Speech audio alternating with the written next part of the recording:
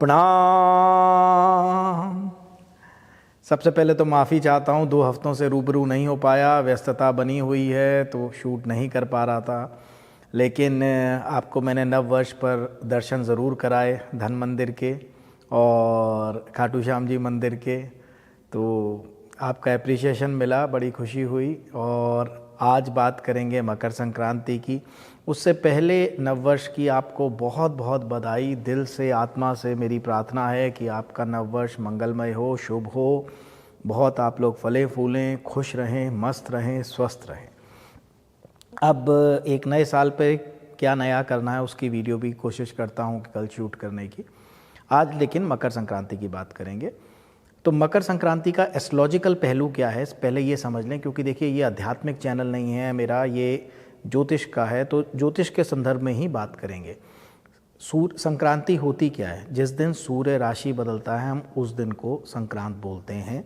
साल में 12 होती हैं, 14-15 तारीख को सूर्य राशि बदलते हैं। जब सूर्य अपने पुत्र की राशि मकर में एंटर होते हैं उसको हम कहते हैं मकर संक्रांति। तो यहाँ 2 ग्रहों को हमें ध्यान रखना है जो आसमान में करंट में आएंगे, एक सूर्य जो कि राशि बदलेंगे और दूसरा शनि जिनकी की राशि में सूर्य जाएंगे, राइट।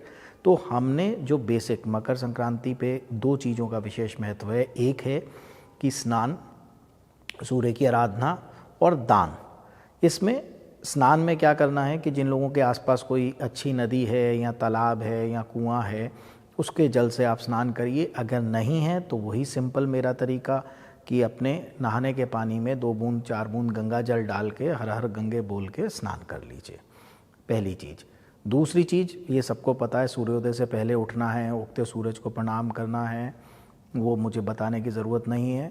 दान क्या करना है? देखिए इसमें नॉर्मली क्या दान होता है, हमारे बड़े बुजुर्ग जो थे वो हमेशा से करते आए, गुड़ का, तिल का, रेवड़ियों का, गचक का, तिल के लड्डू हो गए, गेहूं हो गया, ये सारी चीज़ें जो हैं, तिल हो गए, ये सारी चीज़ें जो हैं बेसिकली काले तिलों को छोड़ के सूर्य की हैं, ठीक है। खिचड़ी बनाने का विशेष महत्व है इसमें।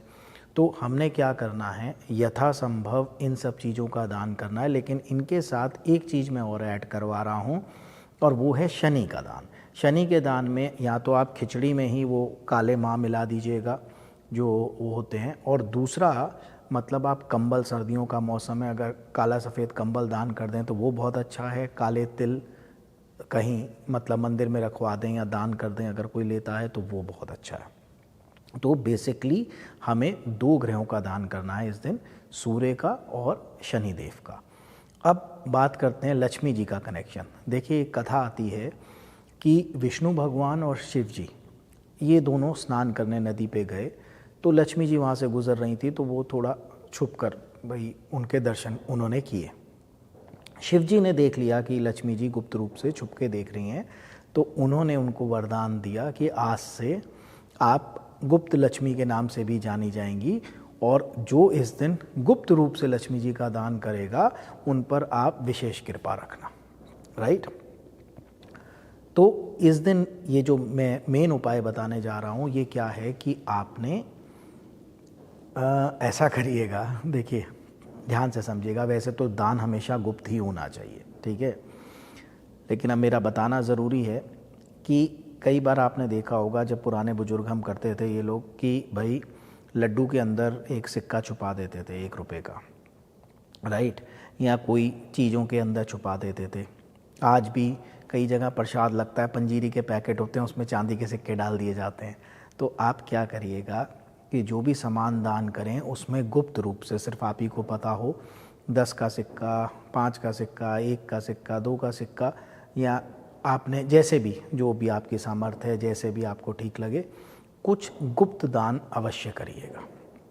और वो छुपा के किया जाए, लेने वाले को भी ना पता हो इसके अंदर पैसे हैं, राइट, कि आपने मतलब कुछ खाने की चीज़ दी उसके अंदर ही आपने पैसे रख दिए उस डब्बे में या उस थैली में। मान लीजिए आपने तिल दान करे या चावल दान किए, खिचड़ी सूखी दान करी, तो उसके अंदर ही आपने पैसे छुपा दिए।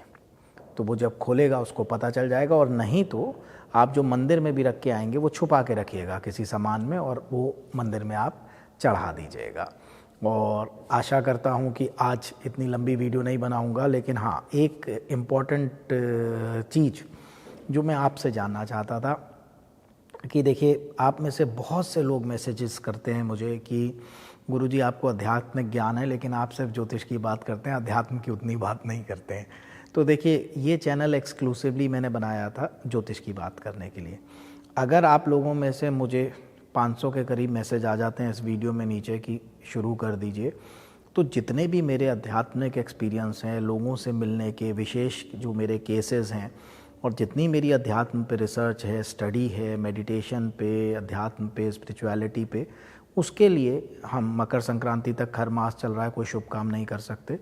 तो ये मैं वादा करता हूँ, अगर 500 लोगों ने कह दिया तो मकर संक्रांति के बाद जो है मैं एक स्पिरिचुअल चैनल शुरू करूँगा, जिसमें मैं अपना पूरा अनुभव जो है मेरा, जितना भी इतने लोगों से मिलने के बाद कुछ विशेष केस जिनसे आपको सीखने को मिलेगा, जिन लोगों को लाभ हुए या उनसे डिस्कशन में मैंने क्या जाना, कैसे क्या चीज़ें हैं उसमें, तंत्र पे, स्पिरिचुअलिटी पे, इन सब पे मेरे जितना भी एक्सपीरियंस है या जितना भी मैंने आज तक जाना है, मैं उस पर, वो स्वास्थ्य पे, मतलब it will be a kind of like spiritual motivation भी, और अध्यात्म तो उसका बेस रहेगा ही।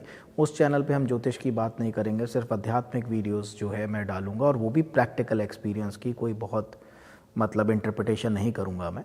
जो मेरी यात्रा रही है उसमें जो विशेष मेरे केस रहे हैं उनकी आपसे साझा करूंगा। तो अगर आप लोग चाहेंगे तो 500 के करीब भी अगर मैसेज आ गए कि भाई कर दीजिए शुरू, तो मैं ज़रूर मकर संक्रांति के बाद शुरू कर दूंगा। देखिए, इस चैनल में मैं अध्यात्म की बात करके वो पूरा फिर वो ख़राब हो जाएगा। इस पे हम ज्योतिष पे ही बात कर रहे हैं, तो ज्योतिष पे ही बात करेंगे। तो आज के लिए इतना ही। बहुत बहुत धन्यवाद, बहुत बहुत आशीर्वाद। खुश रहिए, मस्त रहिए, स्वस्थ रहिए। प्रणाम।